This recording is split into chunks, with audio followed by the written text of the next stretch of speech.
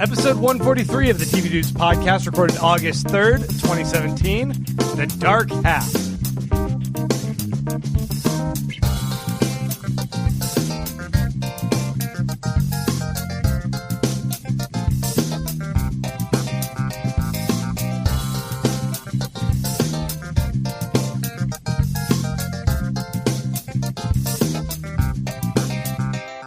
Hey guys, welcome to the TV Dudes. This is round 2 of us recording this whole segment. Grant, what are you doing? You're ruining the illusion. Oh, should I not say that? No. We fucked up. When I say we, that's me trying to disperse blame. I fucked up. We recorded the first segment with our guests in the audience, and the levels weren't set properly. No, so you can hear Grant clear as a bell. Yeah, and in a way, that's the way I like it. Yeah. I only want you guys to listen to me. But to be fair, you guys did come in from out of town, and I think you guys are owed a platform to talk about TV with us. Well, I was going to use this time to talk about my radical political agenda. So if that's okay. So our friends are in from out of town for the Double Toasted Anniversary Festival, 3rd anniversary, here in Austin, Texas. Doubletoasted.com. Doubletoasted.com. That's out of the way. We do not need to Doubletoasted.com. No, you do not You're right. voice them. I feel like I cheat on you. I feel You dirty. do not I feel dirty. voice them. I feel dirty. That's only for permanent record. Permanent record. There we go. Thank you. Thank you. Anyway, Jeslyn, Stiles, and Dimitry, Pompée. Is that how I say it? That's correct. Pompée. I put an accent on it just for you, so you'd know. Is it Pompée? That's right. Stretch it out. Okay. Pompée. There you go. There you go. That's how we say it in the native Creole. You guys are in from out of D.C. Yes, We sir. are. So how's it going there? There has been no noticeable change. Everything is fine. Pretty mellow in D.C.? Yes. Everyone's doing a great job. There has been no change. In fact, things have gotten better because Would you say they've gotten greater again? I would say again, we have gotten greater. Are there a lot of people speaking Russian? Are they like just random bellhops and busboys? Are you asking a guy named Dimitry if people are? That's offensive. Oh, you're right. I'm sorry. I'm just saying. Das vidanya. I feel like I get the impression that maybe there's a lot of random service people that have microphones and speak with Russian accents. I will say this is actually 100% true.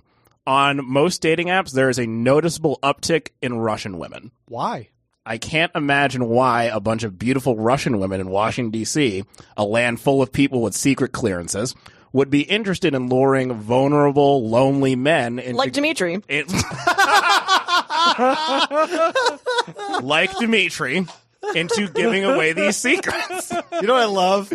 We lost that first segment, and Jeslyn had probably the killer joke. And now we do it again, and she had a different killer joke. That was a so headshot. respect. That was a headshot. Respect. Well done. Thank you. That's it. Now I'm leaving. Bye. Well, in addition to you guys, we also have some other guests in our studio. We have Chicago John. You might hear him in the background there. And we also got our buddy Jordan. I don't know if you guys are going to pick up. It might just be silence after I said that. So it's going to be exactly what the first segment sounded like when we finished recording it. That's the problem there. Yeah. But we are the TV Dudes. We're going to be talking about Rick and Morty, Game of Thrones, and Room 104, which I believe Jess and Dimitry love. As I said on the first time we recorded this, do we have to talk about Room 104? You guys have to talk about it. Oh, boy. Don't be a jerk about this. Sorry, but we are the TV Dudes. I'm Grant. I'm Randy. And before we get into all that, we wanted to remind you guys that there's a couple ways you can support us. First up, go to patreon.com/tvdudes. There you can make a per episode pledge. If we put up an episode, then you get charged. Otherwise, you do not get a charge. Give us $1 an episode. It's like nothing. You're buying us like a beer a month. That's right. And Grant likes his beer. I drink a lot more than one beer a month. That's true. I need my beer. Plus, you get bonus content. Oh, yeah. We're going to shoot the shit about Russian dating apps. Yeah, that's definitely what we're talking about. It's going to be great. It is now. Also, over at Permanent Record, that's our network. Randy, you skip past it. I can't do it. We are part of the Permanent Record Network. I know I don't talk that slow, but I'll do it. Yep.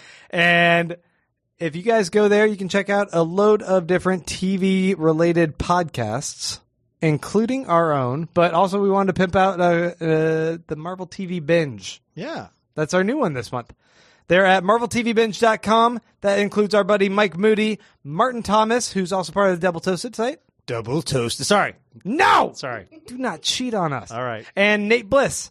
And they're going to be talking about The Defenders coming up on Netflix. And we all agree it's going to be the best show ever. Yep. Because it's just going to be featuring Iron Fist. It's essentially season 2 of Iron Fist, which we've all been clamoring for. Oh, man. More mediocre white men doing bad kung fu.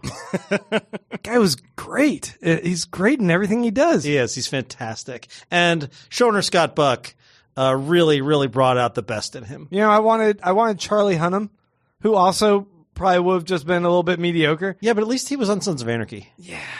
This guy sucks. Yeah. Anyway, check them out. They're going to be probably talking shit about the latest season of The Defenders. But Jessica Jones is in there, Luke Cage is in there, Daredevil's in there, Stick, Elektra, Sigourney Weaver. I think Defenders is a shot. Half of that sounds good. What? Which half of it sounds bad? Stick. Well, it's boring. Scott Glenn is awesome. Boring in that role. He should be in The Leftovers all the time. Grant, I don't know how to break this to you, but The Leftovers is over. It's gone. We're going to go on to listener questions, It departed, Randy. Grant. It departed. I don't need to hear this right now. There's no other ways to support us. We're going over to listener questions. If you guys like us on Facebook, like us on Twitter, you can ask us questions once a week. First question comes to us from our buddy, Paul Mampilli. He says, here is a question for you. Which character introduced after the first season made the show better? And to make it hard for both Grant and Randy, no cheers or lost. You know what I love about this question? That we're going to be like super snap on. We've all got our answers. There's no stalling. We've already answered We already answered this and now I'm question. just pissed because we lost the first segment. You probably heard it throughout this whole entire thing. I'm just like, fucking lost the first segment. So, but the irony is I've forgotten my answer. A new one. Yeah, who do you think made a show better? You know who it was. You know who really made a first show better? What? And I can't. It's really the only answer. Don't you dare take mine. Take my answer, you son of a bitch. No, I was going to steal Dimitri's, but it's too mean. Dimitri, you got the best answer. Go with ahead. it. Go with ahead. it. No, I want you to have it, Randy. All right. Adam Scott and Rob Lowe on Parks and Recreation. Oh, you did totally take his answer. Yeah, I he totally did. did. It's He 'cause- gave me permission. Yeah, Dick that's fine. move. Because, I will take, oh my God, what were the other answers? I've forgotten literally every other. Nope. Gus Fring from God Breaking damn it. Bad. That's right. So now Jeslyn has to come up with a new answer. Slowly stealing everyone's answers. I love this. Does Jess remember my answer? If you can My remember answer. what Grant said, you'll screw Grant over. I just really think Now that a since new we're character. talking about Game of Thrones today, son of a bitch. I'm going to have to say Elena Tyrell, right? That's what you said? That's what he said. Yeah, she really made that show better after the first season, and now Aw, Grant man. has to think of a new answer. Now you have Squirming in my nothing. seat about that. All right, I'm going to take Randy's answer, which he really loved the cameo by Dane Cook in the third season of Entourage. Oh, You just loved it, right? not what I said. That's what Randy said. Is that true? Was he actually in that? I don't Because it would have been perfect, He right? probably wasn't. Like Dan Cook should definitely do a remake of Entourage. Is he drama? Sure, yeah, no, he's Vince. Dane Cook is Vince, and you got to find people who are worse than him to be his entourage. Oh, that's the saddest Entourage. Yeah, it's sad entourage. I mean, just go to DC. You don't have to look very far. I'm retiring. Jess can just take this. She's Dane killer Cook and Kelly lines. Conway are Kelly and Conway are the entourage. I mean, Oh yeah, and Spicy. We can have Sean Spicer. What's he doing He's right out now? of And That's Scare Scare and the Mooch. Mooch. Yeah, there you The go. Mooch. Oh, I'd watch the shit out of that. Yeah, right. Someone call HBO. Zach McLernan asks, Rick and Morty and BoJack Horseman seem to be leading the way for dark comedy, but who, in your opinion, does it better? I'm going to let Dimitri take this because I know how much he loves BoJack Horseman. I would like to say that BoJack Horseman's approach to dark issues such as depression it's incredibly mature and well nuanced. I really have to give it to BoJack Horseman. That's my answer. So this is funny to us because you guys didn't hear our first segment. They're But all everyone's like, stealing each other's answers. I'm sorry we ruined your podcast. No, it's just this bizarre Twilight recording session now.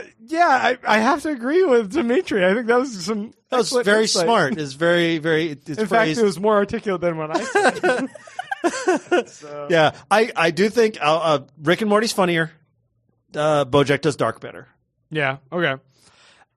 I agree with that. He has an additional question. Yes. Says, by the way, Lord Garmadon, having defeated the laudable but sadly underappreciated abilities of Carrie Coon, who he puts in parentheses, in the guise of the superheroine Midwesterner, that's capitalized, has spared both Game of Thrones and Rick and Morty, but in the last... Okay, I need to explain something to you, too, which I don't, because I explained it last time when we recorded. But I need to explain it at least to the audience. But they all listen to it every week, so we're good. They might not have. Okay, fair enough. So last week, Zach McLernan posed a question to us that was basically a desert island question of a Lord Garmadon, basically, who's Justin Theroux, taking over the world and stealing all television shows and destroying all copies of them in the world in existence, except for a list of shows, and he made us pick which show lives. And Randy made us, at gunpoint, basically pick Game of Thrones over Rick and Morty. Yes. And I feel like Rick would be okay with being held hostage. I feel like that's a thing. You could totally, he would appreciate the moxie. Yeah, I suppose that's true. He'd be like, you got balls, kid. Yeah. But and then he'd burp. He'd probably burp. But looks like both those shows are spared. That's kind of awesome. Yeah. But here's the twist. All male performers have been replaced by Tommy Wiseau, and U-Bowl is the only remaining director alive. Can TV recover, or is it time to call it quits? No, shut it down. Women can be actors too, Randy. I know you live in an only dudes acting world, but women can act. That's a good point. And Randy's Uwe never Boll, seen Mulan because he's sexist. That's true. Fact. Yeah. You're so super sexist. I know. Why do you hate women? I don't know why. I noticed that you won't even look at Jess this entire time. I know. That's true. Yep. Just like horse blinders on you. You know what? I just wear these because they're comfortable. Well, they're also very fashionable. You could bring them back. All right, our last question comes to us from Alejandro Reyes Zapata, who says, if the TV dudes were in a Rick and Morty multiverse, which one would you choose to live/spend most of your time in? Well, I don't know about you guys. But I always thought the universe where people were pizza. Because then you could go and you could eat all the people made of pizza. That sounds brilliant. And it'd be like cannibalism, but it'd be okay because you're eating pizza. You know, I agree with that 100%. And when you say it, it doesn't sound so creepy as when I said it, I guess. Anyone else have answers? Well, here's the thing. My answer was predicated on a joke that we made in the first recording, and now I can't make that joke anymore. That's true. So I actually had to pick an answer. Yep. And, maybe it's because it's fresh on the mind, but I was a big fan of the Mad Max universe. It was pretty dope. Yeah. If you could just leave there at any time, it's not so bad. There you go. Yeah. Those guys seemed a little bit reasonable once you kind of talk to them. Yeah, once you give them power. Yeah, that seems fine. All right, guys. We just blew through this second round of the first segment. We were going to let Dimitri ask us questions. Oh, no. Were we? Oh, We were. Dimitri, you got any questions for us? I do. Let's see. Boy. Okay, I got the perfect DC-based question. I ask this one a lot, like when I'm in DC and I don't know how to make a conversation, but I want to leave immediately. Let's say that you had 1 week and all the knowledge that you have of September 11th. Could you prevent the September 11th attacks knowing what you know about 9/11? Fuck. Me? You could do it, Grant. I believe in you. I'd be a crazy person. I mean, I suppose you could call in a bomb threat to the buildings right before they're about to be crashed in. That's good. Yeah. And make sure that they're evacuated. Yeah. So that would probably save a lot of lives, but you wouldn't save all the lives of the demolition below. So let me tell you, buildings dropped. Let me tell you my immediate thought and plan and the immediate flaw that ruins it. My immediate plan is, if you remember what flights they were on, you go and you get on that flight and you cause a disturbance and they have to ground the flight. You can only do one flight. You get your friends, I guess, enlist them. Exactly. You enlist some really good friends who trust you. Look, you're gonna be arrested, but there's no Guantanamo. And they'll be like, what does that mean? Trust me. It's okay. Just go and do it.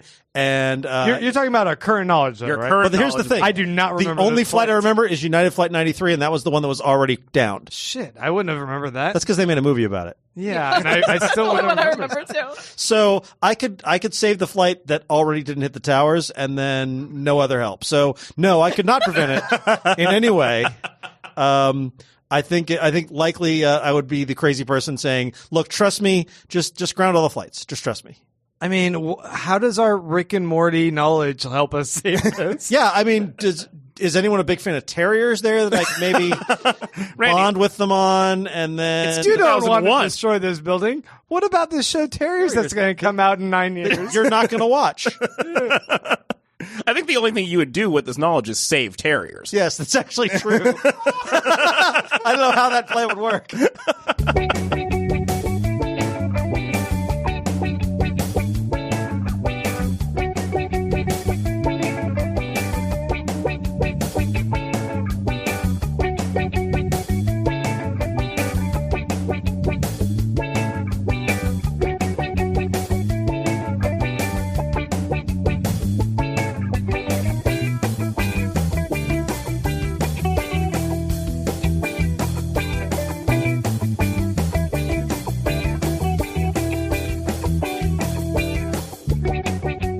All right, we got a little bit of news here.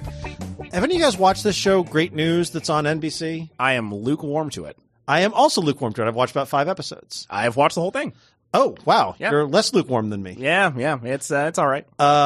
So apparently, Tina Fey, who's one of the executive producers, is going to be joining the show in season 2. She's playing a character named Diana St. Tropez, a business executive like Facebook COO Sheryl Sandberg on steroids, who is idolized by Brigga Heelan's main character, Katie. And she's also the author of a new book called Boss Bitch, which is playing off her Bossy Pants thing. Will that save the show? Will it turn you from mediocre to a, let's say, newsy, is what we call the Great News fans. Newsy. A newsy. That's good. Yeah. Well, we just talked about characters introduced after the first season of a show and Yep. how that can save a show. I'm very fond of Tina Fey. I find her very funny. I generally like anything she's in except for Baby Mama, which was dog shit. Yeah, I'll give it a chance if she's there. I might go back to it. I don't know that I'm going to watch the rest of season 1, though. Here's how I feel. When she plays zany characters, I don't like it. That's true. I like her being the straight man in things. Straight woman, Grant. What's wrong with you? You know what I mean. Colloquially. And when I saw her play the crazy drunk therapist, I only kind of liked it so much in Kimmy Schmidt. Yeah.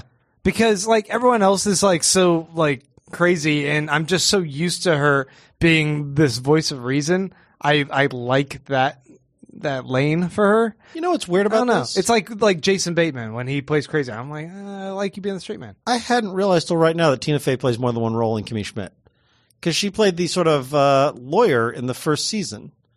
Oh, yeah. I had totally forgotten that she played the therapist in the most recent season because No, it's the same lady. it was the same lady? It was always a therapist. No, because she was the lawyer for John Hamm's character. They did a Yeah, that's two different characters. yeah. Ah, okay. Well, Yeah. she was a therapist in the second Yeah, season and yeah. the third. Do you suppose that lawyer became the therapist? I mean, she has a lot of free time. Yeah. Sure, why I not? think that's probably what happened. Oh, okay. That's See, my headcanon. Randy, what you need to understand is women can do anything, okay? Oh, right. If I'm a sorry. woman wants to be a therapist and a lawyer, Yep. she can do it. Yep. Damn, Randy, why are you so misogynist? I know. I feel really bad about it. All right, let's see what other women you can shit on in the next story. All right. So, do you guys like Will and Grace? I've never watched an episode of Will. I know you like Will.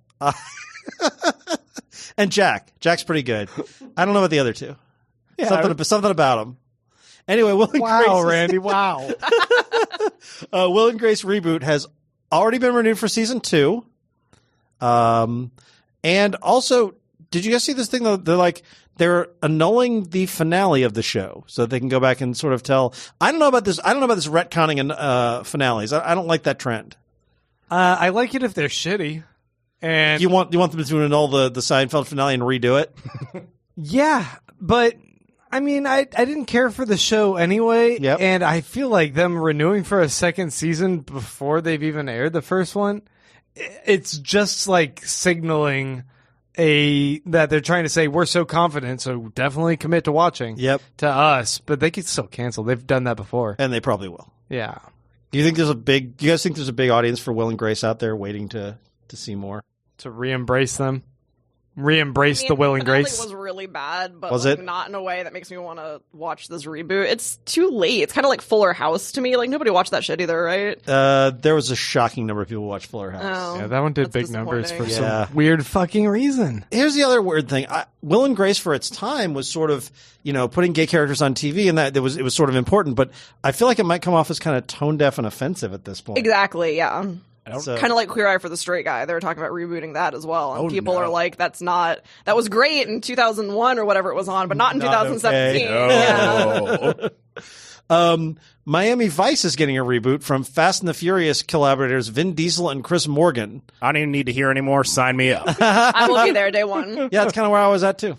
Look, I man, never watched Miami Vice, to be honest. Same. But I love Either. Fast and the Furious. I love Vin Diesel. What is your favorite Fast and Furious? The most recent one always. Whatever the most recent one is, always, because it's always the craziest one. That's a good answer. I don't know if I agree. 5. 5. Fast 5 is where I joined the franchise. Fast 5 was not pretty great. not as a cast member. I just started watching it. Wait, you're not The Rock? I am Why actually, the fuck am I here? I am a stunt double. Oh, okay, that makes sense. Fast 7 was, or Fast 8 was, I don't know. Fast 8 was bonkers. Story was kinda dumb. Oh, it was bonkers. I think 7 was better than 8. Yeah. Yeah. I actually think my real answer is probably 5 or 7, because I do think it's 5 is where I got in, and where they sort of turned it from what it had been into sort of a heist movie, and the sort of the over the topness really got there on that one. Mm-hmm. And then 7 was the one with yeah. Paul Walker passed. Yeah. Paul Walker's last one. But they also, that was on the Jason Statham's bad guy was Yes. fantastic. Yes. Ah, so amazing. So we were talking about this because we talk about this a lot at the store because we're all big fans of it and we talk about it a lot. But all the bad guys eventually just join the team, right? So like no matter what they've done, like Statham killed one of their members and he joined their team. So Charlize Theron That's does their family. pretty awful stuff. She's gonna be with them. I'm thinking by the end, like everyone on Earth is going to be teamed up as part of the Fast and Furious family, and they have to fight. They have to street race aliens. Look, they keep saying that space is not off the table. What I'm saying, it's this happening. is how we get to Yes, space. yes, I mean, I will in Jason Statham's Deckard Shaw's defense. I'll yes. say. Okay. He may have taken a member of the family. Yes. He also, in the latest film, saved a member of the family. Washes it clean. One for one. See, I still think, And he may have actually saved that first member. I need Han the might still be alive. I need the reveal that he didn't actually kill Han. I need it to be there. Zombie Han. Well, no, we didn't actually see the death. We just see an explosion. He helped fake a death so Exactly. he could get him out of there. That's right. Ah, Anyway, Miami Vice sounds good. Sign me up. Yeah, sign me up. I'm there. that's all we were trying to say. Okay. Matt Groening, who did Simpsons and Futurama, shows people like, is doing a show All of us love it. called Disenchantment for Netflix that is basically the fantasy version of Futurama. It takes viewers to the kingdom of Dreamland, which is slowly falling apart as its hard-drinking young princess Bean, voiced by Abby Jacobson from Broad City, goes on a series of misadventures with an elf named Elo, Nat Faxon, and her own personal demon Lucy, played by Eric Andre. It's about life and death, love and sex, and how to keep laughing in a world full of suffering and idiots, despite what the elders and wizards and other jerks tell you. That sounds a lot like this world, honestly. It's going to be 10 episodes coming in 2018. I'm super excited about this. You had me at Eric Andre. Sign me up. Yeah. I think everyone who likes Futurama will like the show. Good Yeah. thing that everyone in this room likes Futurama. Grant, you're being suspiciously silent. Yeah, I think it's going to be like Futurama. A show you definitely watched. Yeah, you love Futurama. I mean, Futurama exists, and this show will exist. You're always talking about cosplaying Bender. Am I? And how much you're always saying good news, everyone. It's really hot in here. And you're I don't care for Futurama. It was like, okay. I don't know. Everyone seems to love it. You're okay. Never did anything for me. Unbelievable. I I was already like falling out of love with Simpsons by the time Futurama popped in and like did the same thing. no, it was different. Futurama's better. It's the same. It's different because it's futuristic. Yes. But it's the same looking characters. I don't know. I actually have not watched all Futurama either. I've only seen the first couple seasons. But I really like what I've seen. Whatever. You're just as fake as me then. Yep. But I pretend to like it. We got no cred. All right, what's our last story here? Our last story, I don't know if you guys have seen the reviews, but it looks like Dark Tower is shaping up to be a blockbuster shitfest. I was hanging out with Brian Brushwood. We did some shoots with him for the Beers with the Modern Road crossover. Modern Road. If anyone knows what those shows are, then you know what I'm talking about. Otherwise, don't worry about it. But he was talking about how giddy he was for the Dark Tower coming out. Oh. And he was like, it's going to be so great. I'm so excited. And then he saw the review like while we were there and goes, oh no. It's like the Star Wars prequels all over again. It's just like, oh, it's so sad right there. Yeah. I didn't read the books. I was kind of interested because of Elba and McConaughey kind of facing off, but I can totally see that being a shitfest. But it turns out they are doing a TV show, planned TV show. Glenn Mazzara from Walking Dead and The Shield is supposed to be running it. It's going to overlap with the feature film. Reportedly will center on younger versions of the gunslinger Roland and his group. And it's supposed to be more adhering to the TV or to the books. Yeah. Straight to order series run between straight to order. You crazy bastards. Run between 10 and 13 episodes and adapt the Dark Tower novel Wizard and Glass. So an origin story. I do think Dark Tower is probably better suited to TV than movies.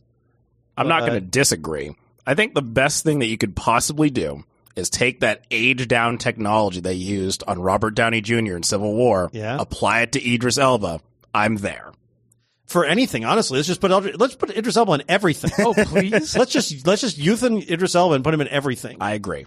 We could just do a digital version of him. Yeah, digital Idris Elba should be in every show and movie from now on. Can we put him in our podcast? Yes.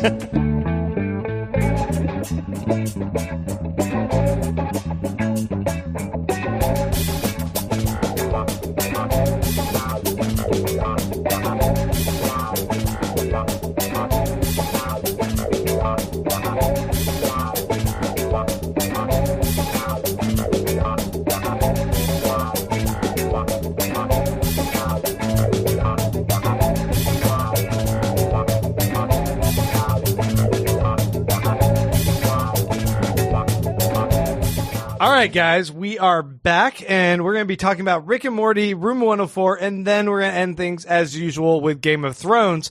But for our Rick and Morty segment, which we're kicking things off with, Chicago John, a.k.a. John from Cincinnati, because you now live in Cincinnati. You can drop to Cincinnati. Nobody gonna care. It's Randy's favorite show. I love surfers and nonsense. You do love nonsense. It was the show that was made for me. Anyway, you're going to be joining us for this segment because you are up to date on Rick and Morty. Love Rick and Morty. Yeah? No. Yeah, I love it. What did you think of this latest episode? Oh, the latest season, episode 2. I was shocked that they actually showed episode 2. I was thinking they were going to do episode 1 again because they did like that preview. Exactly. I did too. I was going to be really pissed if I'd already seen it. Right, and I'm like, I'm going to skip it, and then they showed it was episode 2. I'm like, what's going on here? Yeah. Like this is a real episode, but it was actually really good, really good fun. It's like a complete like Road Warrior Thunderdome kind of knockoff episode too. Yep. Trying to handle divorce and how do we handle divorce as human beings. I love, by the way, that they're going through with the divorce because I think they needed a bit of a shake up there, and I like that they're doing that with Jerry and Beth. Like we called this episode The Dark Half, and that was kind of talking about each of the characters in this episode. There's like a dark version of them we get to kind of see, and in Rick and Morty we see that the kids, Summer and Morty, both have to deal with this pain of their parents going through a divorce, and like Morty gets to kind of exercise this through Slaughter. Slaughter with a prosthetic arm. Yeah. A murderer's arm. Yeah. Yeah, that's a healthy way to handle divorce, is to go into a bloody arena and kill everyone who comes at you. Into a Thunderdome of sorts. Yeah, Thunderdome, if you will. It was great. Yeah, it was really funny. And it was so vicious and brutal. Well, and I love that he's like, I'm sorry, I didn't mean to do this, and it's most of it is Morty, and then his arm is just this other dude. Yeah. And then the way they play on the words, especially when he got him the shot, and he's like, all right, we're going to see how this muscle memory works. And it's like muscle memory. Like, is an actual memory. Yeah, it's actual memory of trying to, killing everybody, pointing out like you dad. I was just taking orders. So. I think special appreciation should go to the underplayed yet very effective Joel McHale. Yeah, Joel McHale was Deathstalker Hemorrhage. Oh, was he? That was him. And you would not know it because usually when Joel McHale is on a thing, you know he's there. Yeah. He's, for better or for worse, taking up most of the air in the room. Yeah, when he was on that episode of the TV Dudes, he just stole the whole thing. Never again. He's never allowed back. The deleted episode? Or the one that Luckily, I didn't check. We lost the tape. Yeah, it's gone. But I liked seeing that Summer has an increased role here. I do too. Like, when she was first introduced in the show, she seemed like the annoying big sister who's just going to be a little bit flaky and aloof to everything, vapid, and just kind of into her phone. Yep. And they've really done a great job of fleshing out the character and like the voice acting. I don't remember the name of the lady who does the acting on her, but it's just one of the best characters. Yeah, she's really good. I was going to say the same thing, that her getting an expanded role has really been a good thing for the show and a good thing for that character. And her going sort of native in the dimension. And first of all, I love that she gets out and spits the fuel directly into the engine, just like the movie. She gets to be the war boy, and I'm like, that was pretty cool. Yeah. And then her whole thing where she just goes native and then domesticates in a way was a fun little arc. I saw some theories about the idea that she's pregnant now. What? Based on that episode and how old she is and how family relationships and the cyclical nature of things, that Beth was pregnant when she was around 17. And this would be a perfect time for Summer to all of a sudden also be pregnant and them to have to kind of explore those themes. And she's pregnant with some, basically, what's the fucking guy from Road Warrior? Deathstalker? Humongous, or Lord Humongous. That means we're going to have an abortion episode. Yeah. There we go. If anyone can handle that in a very gross and visceral and inappropriate way, it's Rick and Morty. Rick and Morty. Yeah, it doesn't sound it's no crazier than them killing themselves and or stepping into their dead bodies world. Yeah. And in whatever episode that was. I mean, they're using Summer as a mirror of her own relationship, like her parents' relationship. Because she's that age when their parents got together.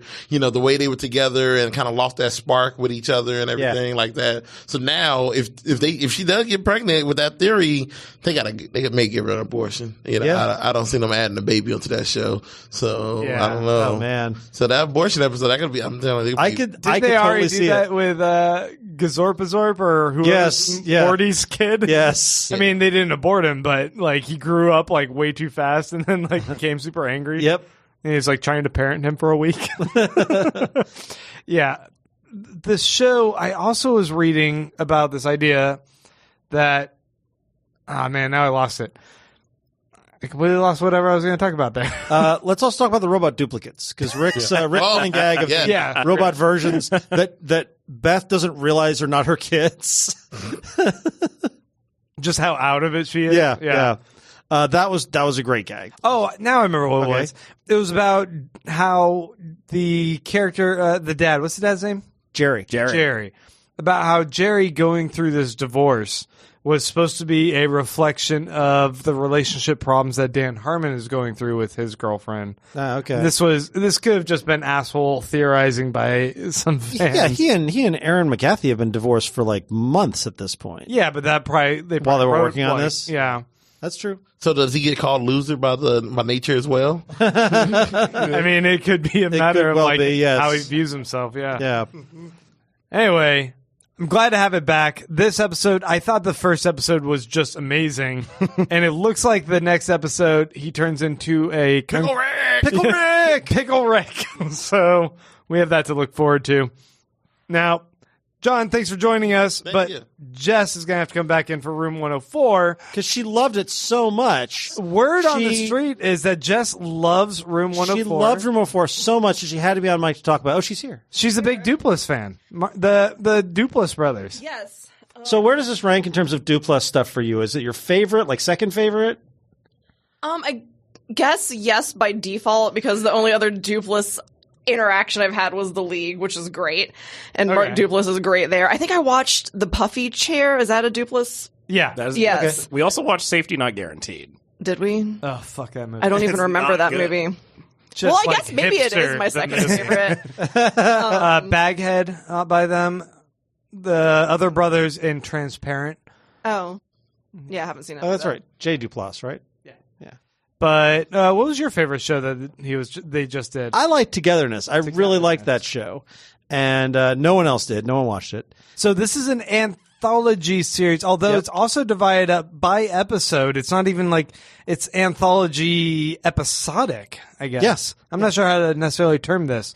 The basic premise is that all these different stories are these like Twilight Zone vignettes within this one hotel room called room 104 of this hotel. Well, the weird thing is, I don't think it's all going to be weird horror Twilight Zone. Some of them are going to be romantic. Some of them are going to be funny. Some are going to be sad. It's going to shift in genre, I think, based on the It's episode. unclear.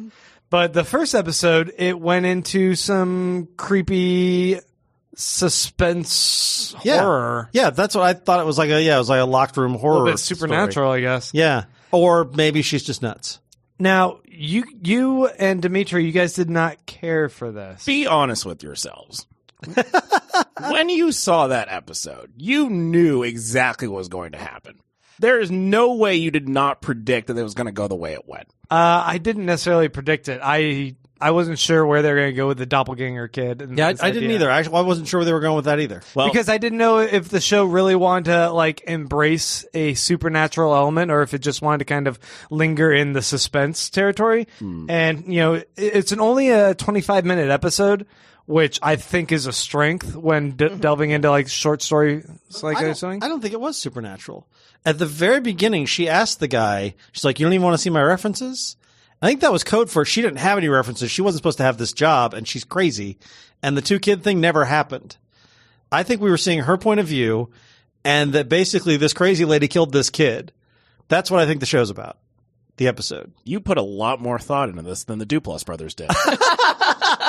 No, I mean, part of me thought that that's what's kind of playing out there. Yeah. But it leaves it completely open-ended that it's It does. one of those that you can interpret like either the kid was fucking with her or there's something supernatural about the room that twisted and distorted like her vision of things. That's possible. I guess when we see more episodes, we'll see if that's the Because thing about right it. after she says that to him, Yeah. she's sorry and she's unsure, and then she starts kind of like manic laughing. Yeah. You could take that manic laughter as like, what the fuck's going on? Like she's just like out of touch with it. Yeah. Not necessarily that she's always been crazy. Yeah. But then the door shuts on its own in the Yeah. background. Yeah. And I took that as a sign that there's more to this room than necessarily them. Yeah. Interesting. But you guys just didn't like that. It's just like a show that was like, what, 20 minutes, 25 minutes? Yeah. It felt like an eternity because nothing would happen for what I guess were now 5-minute stretches of time. Something would happen, and then it would go back to nothing happening for yet another 5-minute stretch of time. I thought it kind of established that this kid is creepy early on. Yeah. There's something a little weird. He's closing himself in the room. There's already going to be a tension there. And then when he comes out, he's a little bit weird. He establishes there's some other either personality that he has or something else going on. The dad was like just fucking out of there right away. I think like the dad was acting kind of weird, and then the kid is like, when he's in his like little underwear cape thing, he was creepy, right? I mean, he was creepy. but I just couldn't muster a single shit. That's really it. I did think like her falling into the wall if she takes care of kids. I'm like, Yeah. if that kid just started running after me, I would just like put my hand out and grab his head. Yeah, like, yeah. Fucking stop it. Yeah, I do You're an agree with that. Yeah, 8-year-old. yeah. Fuck off. Yep. Yeah, or just punch him. Punching 8-year-olds. There's something about it. If she had punched him, That feels illegal. If she had punched him, it would be a much better episode. Is that all you wanted? I just wanted to see a kid get punched in the Just face. to crack the... But Dimitri, she Falcon strangled the punch. shit out of him. That wasn't good enough for you? Not really, because we didn't. All we saw was his foot. Oh. Yeah, let me see her get her visceral hands all over. Like, just get in there. I like the idea of where this story could go with not this story, this series could go rather with different stories that might even intertwine a little bit. If this room does kind of carry a little bit more of a mystical weight to it that either like plays into whatever people's baggage they bring into it or not. Yeah. I think that might be kind of fascinating. I like anthology series, and I like the sort of high concept of this. What are the stories of this hotel room? What I want to know is, like, even if there's no supernatural elements to it, like, there's now been a kid murdered in this room. So if stories take place after this, then that has to tie in somehow. Like, they've got to tell you, or maybe not. I don't know. Maybe we've all stayed in a room with kid murder. I don't know. So the next episode, the rate for the room should be Much lower. extraordinarily low. Or if you're a certain person, higher.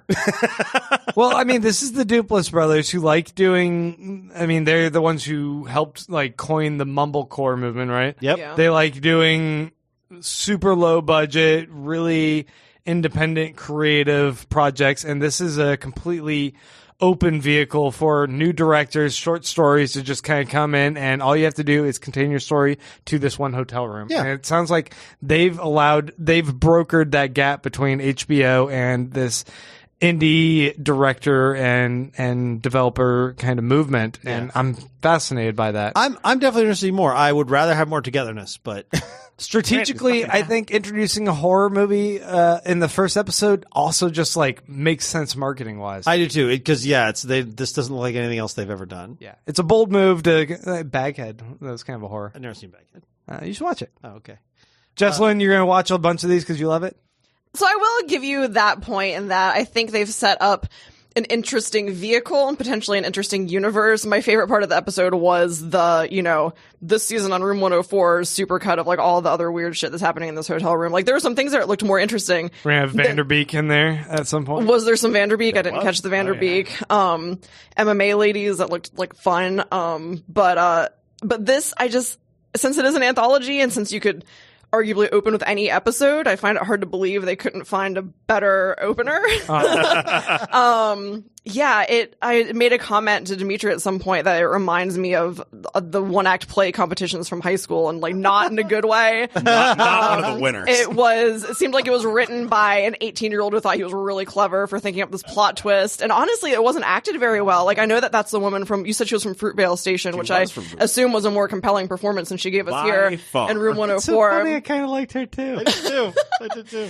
I'm sorry, I guess I'm just a Debbie Downer here, but I normally hate the phrase "agree to disagree" because generally people who disagree with me are wrong. But it looks like we are at a table half impasse, and we're just never going to agree on this episode. But That's I'll fair. give you this: I'm gonna try out the next one. Oh, you I are? will give it another chance. Yeah, It's an anthology. Can I ask one more important question? How'd you guys feel about the music? You know, there's a lovely rendition of music from all Duplass Brothers films and productions that they can use this if they pay us. Yeah, so this is take notes, Mark. duty free. This is yours, guys. This was all the music for this episode.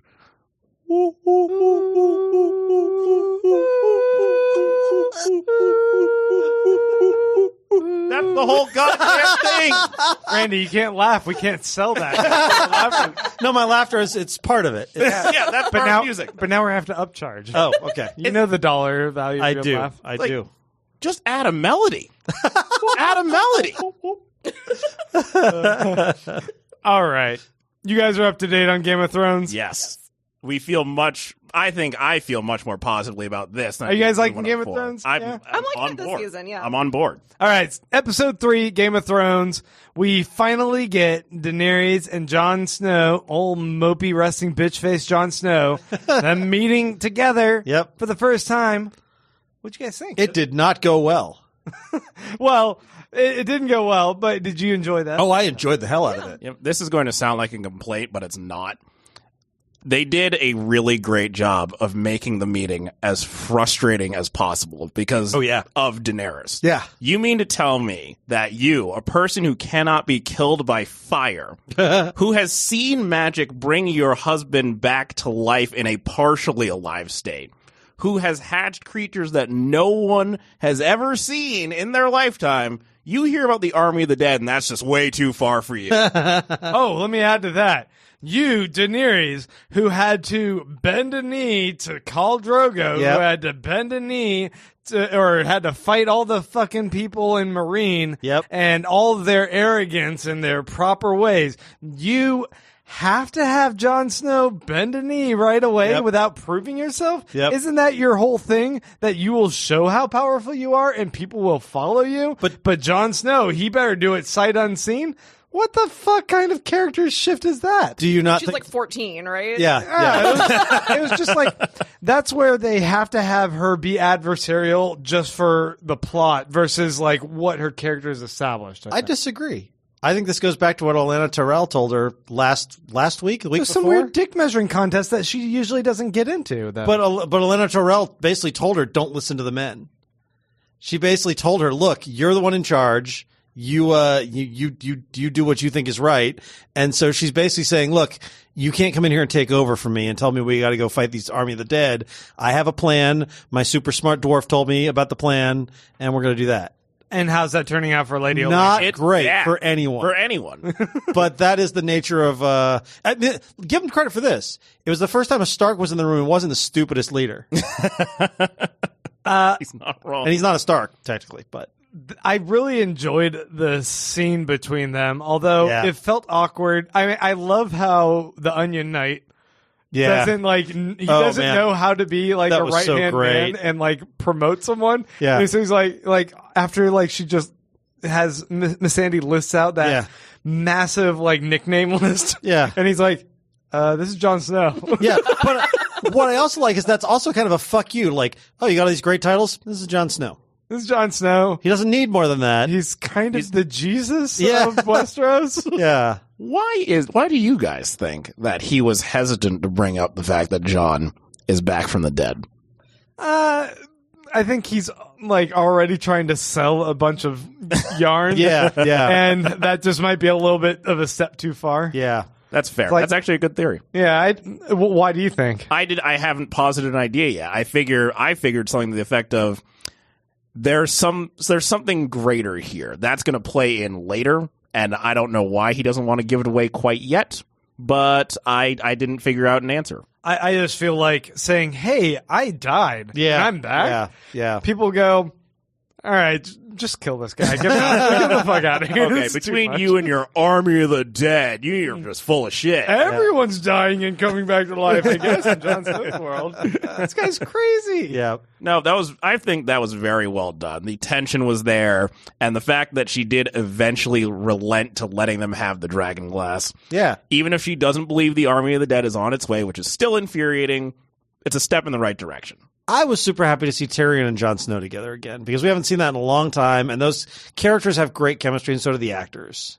It was weird to me to see everything that went down between Daenerys and Jon Snow, and then just to see the Tyrion that we know, we love, just kind of like sitting back and just like letting it unfold. I'm like, dude, you told him to come here, and then you're just gonna let her be a dick to him? But that's because Tyrion's standing with her is not that strong. He had to convince her just a season ago that he was worth listening to. True. I also, like, someone was pointing out the idea, I don't remember where I read this, maybe on Reddit, the idea of the difference between how Northerners, use diplomacy versus Southerners, where anyone's willing to disagree and argue with each other up north, whereas down south, what you say is the rule of law, and Lannisters come from the south. Yeah. And so if Daenerys is talking, he shuts up and just lets her say whatever. Yeah. But up north, if Jon Snow's talking, Sansa will be like, in front of all of his dudes. Nah, fuck you, you dumb. That was Mr. Plainview on our site. He talked about that. That's who it was. Yeah. It was a really good point because it's something I said in the previous week was that John and Sansa keep undercutting each other in front of each other, and it's not great leadership. But he's right. That is how they do it in the North. They just they say what they mean, and they talk about each other in front of each other, and they don't have this sort of backdealing, which is why the Starks are so ill-equipped for actual court intrigue. I forgot. I actually copied and pasted his whole write-up because I thought it was such a good point. And then I tried to coin it as my own. Anyway, that was my thought, Mr. Plainview. That was a great opinion I had. That's what we do in this episode. We steal other people's opinions. But I'm sorry. Go ahead, Dan. Go ahead. So, Lady Olenna. Oh, man. She went out like a pimp. Yeah. What'd you guys, Jess, what do you think there? That was excellent. Between that and the Cersei scene, I had admittedly been a little lukewarm on Game of Thrones for the past season or two. I've kind of been in and out, but I'm back now. Now, what'd you think of Cersei though, with the Sand Snakes? Like how vicious she was there. He killed her daughter, man. Yeah. Right. Yeah. That's where I'm at too. Yeah. That's why we're here for Cersei. Like that's the Cersei we love. That is peak Cersei. Like I'm down for it. Like be a boss ass bitch. I love it. Like they. Fuck with us, the audience. They won't just make her pure evil, pure good. I mean, she seems she has a lot of bad guy motivations. Yeah. But there you're also sympathetic. Yeah. Well, this woman, the only reason she was a good guy to us is because she was allied with Daenerys. Previous to this, she killed one of the few reasonable people in the Seven Kingdoms. Yeah. And, she's basically been dangerous and crazy. And then for her to come in here, and we sympathize with her because she's the one in chains. She was in Daenerys' crew, but she did a fucking horrible thing and kind of deserved this horrible fate. It's really, you can't argue at that point. Killed a little teenage girl. Yeah, she did. One of the most innocent people in Westeros. Yeah, and the Sand Snakes. And Myrcella wasn't? No, that's what sorry. Yeah, she killed Myrcella. And then Cersei, for revenge, killed her daughter, the Sand Snake, who we know is not innocent. Yeah, but that was fucking brutal. It was brutal. Yeah. Yeah. You're going to have to watch her die while you're chained up here. Do you guys think that she's going to make it out and there's going to be some sort of vengeance? No. I think that was the end of her story. Yeah. Yeah. I happen to disagree. Really? It's one of those where if you don't see, it's every time the Joker disappears when Batman attacks him. If you don't see a body, that person's coming back. You left her alive. You're gonna force food down her throat till she watches her kid die. Right. There is no matter how much Daenerys and crew want to avoid it, there's a battle coming to King's Landing. Prisoners get released during these kinds of things. It's a reasonable point. Yeah. You know what else is really interesting? Even if you die in Game of Thrones, oh yeah, are you fully dead? Yeah. When the army of the dead walk back down through Westeros. Yeah. Now, I think I'm not sure how this whole resurrection magic voodoo works, but remember that guy who died in the Wall that came back and Jon Snow had to throw the lantern at him in the first season, second season, right, and burn him. He came back to life at the Wall. Yeah. Why did he come back there? Is it a proximity thing to the Night King? Because if people who die up north there are still close enough to resurrect, when he starts marching down past the Wall, right, are we going to see all of our characters that we've seen die throughout the other seasons of this show? Oh, my God. Some of them come back to life? Oh, man. I don't think we're going to see Ned Stark. He also got decapitated. Yeah, that's how you kind of finish him off. But that'd be awesome if it was a headless head Ned Stark as a White Walker. But if we get Joffrey to come Joffrey, back, oh my God. Robert Baratheon is back. Oh, man. Yeah. It could get fucking weird. That would be pretty great, actually. I do want to talk about Olenna. Yes, because let's go back to that. I love that character. When they introduced her, she became one of my favorite characters. And I didn't see her. It makes perfect sense in retrospect. We talked about this last week, who's going to die in the season. You're always wondering. It wasn't something I was expecting this soon. But in the episode they broadcast it when you see them marching on High Guard and you're like, okay, well, she's probably going to die.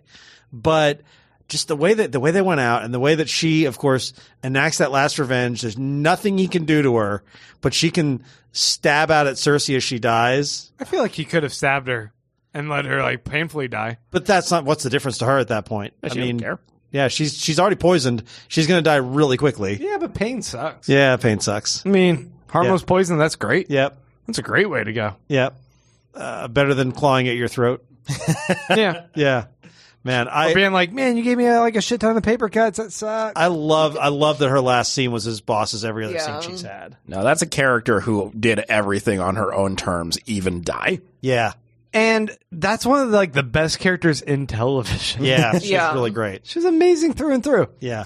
I liked the attack on not Dragonstone on Casterly Rock. Casterly Rock. Yeah. I like that. I've seen people griping about this. I don't know where you guys are on that. We had 2 big sieges in this episode, but we didn't really see either one. I don't think we needed to. No. I mean, there was plenty enough. I mean, we got quick shots. We got great narration. And the images that we did get told the story. The Greyjoys burned down all the ships that the Unsullied came on. Yep.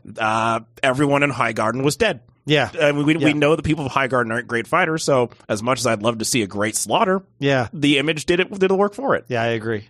I mean, part of me thought that how they hype the Unsullied in the books, at least, and a little bit in the show, you kind of expect that they're this complete force to be reckoned with. Yeah. But then they come in this chintzy leather armor that, and you see how they're storming the castle, even as a decoy. Yeah. And enough of them are dying that I'm like, did they really have to die if those guys are going to sneak in and open the door? Yeah, couldn't they have that's true. just snuck in and opened the thought door? that too. They're a little bit of a distraction. Be like, hey, we're here. You're going to be looking at us, but they didn't have to go and put ladders up and have some of them die anyway. You're right. They have definitely not sold the Unsullied's reputation. In fact, all of this continues to just serve to show that Tyrion doesn't seem to have a lot of battle strategy. No, he's great at politics, and he was really good at the Battle of Blackwater, where he was the surprising guy who saved everybody. Yeah, but he's not an experienced commander or anything like that. He's not his dad. And I think that's important. I think his dad is Cersei. yeah. But I like that we're seeing that Tyrion's supposed to be one of the smartest people, and he's great at what he does, but he does have his weak spots, and that he thinks he was great at this sort of is interesting to see. Well, now they're going to be at a spot where Daenerys doesn't have all of them. I mean, she could unleash the horse rider horde, whatever, the Khalasar. The Dothraki. The Dothraki, there's the name. Yep. She could unleash them to just rape and pillage, I guess. And I would imagine that's a pretty unstoppable force. But she doesn't want to do that. Or she could fly around on her dragons and try and just take out stuff. Because they gave a reason why this week. She was talking about taking the dragons out, and they said no, because they're still archers, and someone could shoot you off that dragon, and we're done. Yeah. And the dragons won't listen to anyone else, so you can't just send them without her. I thought that was really smart that they took some time to say, everyone's going to be wondering why she didn't just unleash the dragons. Here's why. Yeah. I liked that little bit. Can we talk Euron Greyjoy for a second? No. He is amazing. I love Euron Greyjoy. In the books, I'm not popular. No. I'm not fond of that character. I don't give a shit about him or his because it's magic Victorian, horn. isn't it? I'm sorry? Isn't it Victorian that we follow in the books? I don't know. There's 2 brothers. I think they just dropped Victorian. Yeah, I think so too. Yeah, there are 2. You are correct. And the book, there's a little difference going on there. He has a horn, and he claims that he can control dragons with it, and that's all we know of him thus far. Yeah. This guy is amazing. Yeah, he is a lunatic. We have not had enough douche bros in Game of Thrones, clearly. He rode a horse into the throne room. I mean, he's not... Then he asked that the queen liked a finger in the bum. Yeah, he asked her brother. I love this guy. It's the crazy eyes that sells That's it. the thing that you always love. I do. You love Finger when in the someone's bum? brave You like enough finger to in the ask bum? someone's brother about fingers in the bum. Yeah, it's weird how often that comes up. But It's actually Futurama every episode. I wouldn't know. I know. Because I guess I shouldn't need to watch Futurama. Yeah, there's a lot of questions about fingers in the bum. There is. I'm sorry, Grant. Before I No. There is one. Just gonna keep going. There is one part of the episode that I did not enjoy, and I think that many people will agree. We're in the north. Yep. And we're with Sansa, and someone tells her there's someone who wants to see you. And based on everything we saw last episode, we all are like, oh man, Arya and Sansa back together again, and it's fucking Bran, and no one cares about Bran. You know what though? Arya went south. Grant's totally right on that. Oh yeah, I was saying that once she ran into Nymeria, basically when she was saying that's not you to Nymeria, she was saying that's not me to also be a person who wants to be a part of a family. Yeah. She's a lone wolf. Yeah. So she's going to go back South. down and try and kill Cersei. That's Or maybe- that's some dope analysis. Or maybe free the snake. You got something to say on this? come on in. Come on in, John. It's just a theory, but a theory I've heard is that when she was originally, when she went to go fight off that girl, the face stealer girl. Faceless girl? Yeah. Really, what happened was some people have theory that she was killed by that faceless girl, and that girl wanted that revenge of Arya so bad because she got like the Arya, so that's why she going out there. So when she met up with her wolf recognized her, but didn't really recognize her. Like he smelled that it was her, but it wasn't. That's why she said, "Oh, he doesn't recognize me," and she kept going. But Well, I hope that's not true. But That's that's just a out theory. there for me, No, but that's I out can there. see it. But it's a good theory. I can see it. Yeah, It's a little out there. but we don't want to follow the faceless girl. No, we want Arya. Here's the thing. Exactly, they want to kill her. you You know think they something we wanna still kill her, haven't yeah. talked about Bran because no one gives a shit? No, here's the thing about Bran. It's just like Euron Greyjoy represents the douche bros we have not seen. We have not seen the stoners of Westeros before. This was every guy who's got stoned for the first time at the party and wants to explain to you things what he's seeing. It's like, I see everything. I'm the three-eyed raven. I got it from the three-eyed raven. You wouldn't understand. Pass me the bong. I saw this great photo of Bran. It's in the model of Fallout, and it's got all these little text options he can select about what he can say to Sansa. First one is, tell Sansa Littlefinger got her father killed. Tell Sansa that Jon is a Targaryen. Tell Sansa the White Walkers are closer than everyone thinks. And then the option that Bran picks, tell Sansa she looked beautiful the night she was horrifically raped. Who wrote that? And then it says, and smile. Think about all the things that he could have said to Sansa, and he decides to go, hey, I have something I could tell you. Remember that night you were raped? I know about that, and you look great that night. That's why I let you know. Bran is tripping balls. Like, what the fuck? Why would that be the thing he says? And, hey, I just want to say to Benioff and Weiss, that's her names, right? Mm-hmm. You guys, I don't know if you know this, but some people had a problem with how you depicted rape in the show. I feel like maybe you could be a little bit more delicate going forward than being like, oh, hey, sometimes people look really hot when they're in the rape scene. What the fuck are they doing? Doesn't that seem fucked up? You don't think they should steer into it? No! I feel like they should wear kid gloves and be super delicate now. Yeah. Because they botched it once. I would argue they botched it more than once. Yeah, for sure. Oh yeah, the whole scene between the siblings, Jaime the and Lannisters. Cersei, Yeah. That one was fucked up too. By the way, I do think the best thing about Bran was Hodor, and he's gone now. So I agree 100%. Yeah. And those eyebrows though, they're coming in like champs. that's true. He looks like if Bert from Sesame Street was a human. That's what he looks like. Do we need a whole thread of that's what Bran Stark looks like? Just so we have the thread of this is what Euron Greyjoy looks like. There is a listener question for you. What does Bran Stark look like? Did we also see Sam this week? Yeah, Yes, Sam we do. Jorah. Yeah. I've So- completely turned around on him. I did not care for him, and now I do. I like Sam. Samwell is our Samwise. He's our everyman hero. I also did not care for Sam Wise. He's a George R. R. Martin surrogate, isn't he? Yeah. And he's supposed to be like the guy who's like the book nerd smart guy. Is that what George R. R. Martin is? I'm sure. He I thinks thought, himself is there a that way. stand-in for a guy who didn't finish writing his book? That's Samwell, and he also loves killing people just to be a troll. So I think it's all perfect. It makes sense, yeah. I did not like last week's episode, but this one I was fully on board with the dialogue, with the beats, all of it. I loved this episode. Yeah, I really like this episode. There's a lot of stuff going on. And people always talk about the sort of the place moving, like everything's moving around, moving into place. And everybody seems to want like the big battles and all that kind of thing. And I enjoy the big battles, but that's not all I watch Game of Thrones for. I like the machinations. Yeah. The dialogue, the political theater. Yeah. That's what I'm on board for. Yeah, so I like episodes that are peace movers. I think that's a big part of the show. And those little moments, whether it's Euron Greyjoy riding his pony into the throne room, or the Mother of the Sand Snakes and Cersei facing off, or Jon Snow and Daenerys in the same room, like that's what I watch Game of Thrones for, and it was all there this week. Yeah. Yeah. Not to mention, big battles are really expensive. Yeah. So these character moments, which are great at advancing the plot and fleshing out the characters, those are a little cheaper. Yep. Well, guys, we want to thank you so much for coming and joining us on the show. It was a wonderful time. Dimitry, Jess, do you guys have anything you wanted to pimp? This is a good time for me to say that, I guess. Oh, no. I actually don't. I should actually work on something creative so I can pimp it. Yeah, if you guys have something to pimp. John, do you want to pimp something back there? No. He says no.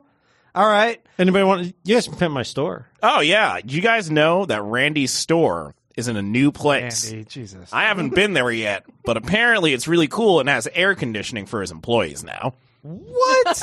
You have air conditioning? Really lord that over us at this point. We always had air conditioning. It just wasn't necessarily, it didn't go all the way back. There was no vent in the office. So now the office is nice and chilly. Oh, that's why you moved. Yeah, that's it. Smart call. Smart call. I could also pimp you, Grant. For $5 an hour. This man, this is a terrible idea. If you dress up like a pizza, I'm going to say I'll eat you. All right, guys. Thank you so much for joining us. Randy, thank you. Thanks, Grant. Thank you, listeners. And we're just going to wrap things up there. If you guys are in town and you want to hang out with Dimitry, I feel like we deleted the segment where I talked about licking his face. Oh, man. But you guys don't know what I'm talking about here. But if you see Dimitry, lick his face. I feel it works even better now. Yep. A little bit more cryptic. Yep. All right, and until next week, TV Dudes out.